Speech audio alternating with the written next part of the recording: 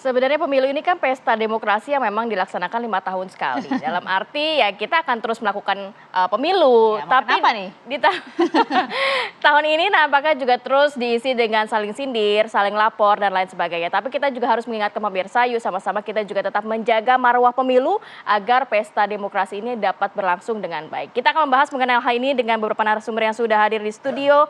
Weekend mau loh mampir di. Terima kasih semuanya Bapak-bapak. Ada Bang Habibur Rahman, Wakil Ketua TKM Prabowo Gibran. Selamat pagi Bang Habib. Wakil Rakyat Jakarta Timur. Oh, bolehlah namanya. Gitu mengingatkan ya. Kemudian juga ada Bang Eka Gumilar, juru bicara Timnas Amin. Selamat pagi. Halo Bang Eka, selamat pagi. Kemudian juga ada Bang Abdul Aziz Hakim, Wakil Direktur Representatif Hukum dan Advokasi TPN Ganjar Mahfud. Selamat pagi Mas Aziz. Saya mau ke Bang Habib dulu. Walaupun sebenarnya banyak kita mendengar saling lapor, saling tuding, kemudian saling sindir. Tapi berangkat dari yang kasus terakhir Bang Habib, dari bansos yang ada stiker 02, sejauh ini tanggapan dari 02 seperti apa? Apakah kita nggak tahu nih, masyarakat mungkin harus diedukasi juga. Apakah memang ini karena 02 yang menempelkan atau fitnah mungkin yang ditujukan kepada 02? Boleh diklarifikasi Bang? Ya, jadi kami sudah telusuri ya berita tersebut. Dan, tidak jelas siapa pelakunya, tidak jelas kapan dilakukannya. Ya, jadi kemudian tidak jelas juga berapa banyak yang disebar. Kalau kami lihat dari media, satu-satunya sumber informasi itu dari akun Twitter yang namanya kalau nggak salah John Sitorus. Ya, makanya kami meminta kepada Bawaslu untuk panggil atau undang pengunggah akun ini, pengunggah berita ini, ya, untuk mendapatkan penjelasan. Ya, karena kalau kami mendapati dugaan pelanggaran, kami langsung melaporkan. Dan ini sudah ada komunikasi ke Bawaslu soal ini? Sudah, jelas siapa pelakunya. Misalnya terkait pengerahan ibu-ibu dan wanita di Sulawesi Utara ya untuk senam bersama ibu capres tertentu.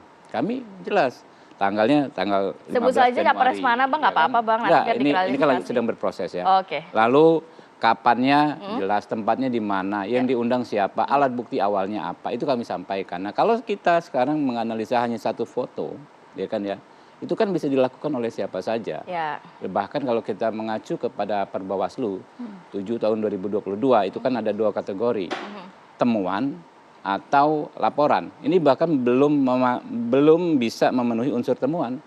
Saya koordinasi ke kawan-kawan Bawaslu. Saya minta tolong agar segera ditindaklanjuti lah. Apa yang ditindaklanjuti karena belum ada laporan. Ya. Dan infonya hanya dari situ saja. Ya udah, satu-satunya jalan menurut saya adalah diundanglah si pengunggah ini, John Sitorus nih.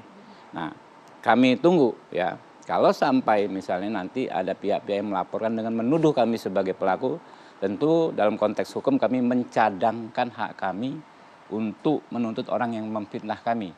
Karena kami adalah paslon yang mengedepankan integritas. Karena dengan hal ini seperti ini 02 yang dirugikan berarti ya? Ya pasti. Ya, sejauh ini kan ada masukan dari masyarakat kepada kami. Kemarin saya nongkrong di Pasar Beli di Jakarta Timur. Pak, itu kan bisa-bisanya orang yang ingin menyudutkan kita ketika elektabilitas Pak Prabowo Gibran meroket. Artinya menuduh salah satu paslon lain dong. Ini masukan dari masyarakat, saya sampaikan, gitu kan. Saya tentu akan katakan kita nggak boleh menuduh, ya. Tetapi kita minta ini diproses saja secara hukum. Tapi sudah ada undangan untuk oknum yang menyebarkan? Nah itu kita tanyakan ke Bawaslu. Makanya saya kalau boleh nih, teman-teman, Mbak Ratih ya. Hal seperti ini diundang juga Bawaslu, penting ya kan, biar mereka nggak menang-menang baik gitu kan. Hadir memberikan penjelasan. Coba cek, saya cek ke seluruh TKD kami, seluruh provinsi, seluruh Indonesia. Ada nggak laporan terhadap kita? Nggak ada gitu loh, belum ada gitu loh. Oke, sampai di sana dulu. Saya langsung mau ke Bang Eka deh, mau di sebelahnya Bang Habib gitu ya. Bang, tadi sampaikan ini jangan-jangan ada upaya nih kemudian ya, kekhawatiran karena elektabilitas Prabowo Gibran nih nampaknya makin tinggi, bahkan bisa mungkin sekali putaran maksudnya gitu loh. Betul demikian? Sebenarnya gini Mbak, kita ini kan sedang berharap ya proses demokrasi ini menghasilkan nanti pemimpin yang punya jiwa negarawan. Negarawan itu tentu memiliki sifat minimal, itu ada rasa malu, ada tahu diri, dan menjaga kehormatan, takut sama Tuhannya. Karena bahaya juga kalau calon pemimpin nggak takut sama Tuhannya, pelanggaran-pelanggaran yang sifatnya dibuat oleh manusia apalagi. Maksudnya apa nih Bang? Ya artinya begini, dalam proses demokrasi ini tentu kita berharap sama-sama baik Bawaslu, KPU, dan semua masyarakat kita mengawal proses ini harus melahirkan pemimpin yang baik dengan cara yang baik. Nah, dan kita sepakati pemimpin yang baik tentu mempunyai jiwa negarawan, tidak hanya politikus. Indonesia saat ini sangat surplus politikus. Kita sepakat semua soal itu. Ya, tapi defisit soal negarawan itu. Nah, artinya orang-orang baik kita sebagai tim sukses ketika melakukan upaya-upaya yang sifatnya mencederai, ya kan, menyurangi dan sebagainya, harusnya kita sama-sama menahan diri, ya kan. Dan terkait temuan dengan bansos yang ada saat ini, kita sepakat dengan Pak Habibur Rahman, sebaiknya itu diungkap, Bawaslu kemudian juga memanggil supaya ini menjadi jelas. Tetapi jangan juga terkesan publik menyimpulkan ini disamarkan. Karena banyak juga temuan-temuan dan faktanya di berita-berita kita bisa lihat seperti misalkan menteri yang ikut kampanye ya kan membagikan bansos seperti Pak Zulkifli Hasan. Kemudian juga diikuti Pak Jokowi sendiri membagikan bansos, kemudian terlihat di belakang waktu di Serang ya ada Prabowo Gibran balihonya ya, walaupun itu sudah dibantah karena kebetulan dan sebagainya. Iya, betul. Tetapi ini yang saya maksud, jangan sampai seolah disamarkan. Faktanya bahwa saat ini bansos-bansos itu disalurkan dan publik membuat opini bahwa itu memang disalurkan dari paslon melalui sudah ada pemerintah itu Bang. Betul. Sebenarnya ini kalau memang mau fair, harusnya memang pemerintah kan ada badan. Ada Badan Pangan Nasional, ya, ada Badan Independen Distribusi Pangan. Tidak harus Jokowi langsung. Tidak harus melalui Jokowi. Tapi tidak sekali kok Pak Jokowi juga memberikan bansos kepada masyarakat selama di era kepemimpinan beliau. Ya artinya kita sepakat, misalkan seperti yang Pak Anies lakukan ketika di DKI, Pak Anies lakukan penyebaran bansos itu dengan mencantumkan di dalam bansosnya bukan fotonya gubernur, bukan foto ini, tetapi ditulis di situ adalah dibiayai oleh APBD. Jadi Anda melihat ada unsur dipolitisasi untuk bansos kali ini atau gimana? Saya melihat itu. Oke. Saya melihat itu. Singkat Bang.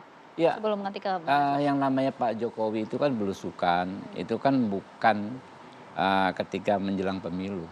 Beliau sejak wali kota, kemudian gubernur, presiden periode pertama, kedua, memang hobinya begitu ketemu rakyat. Ya, diantaranya juga dalam event mau membagikan secara simbolis bansos, ada sertifikat, ya kan ya.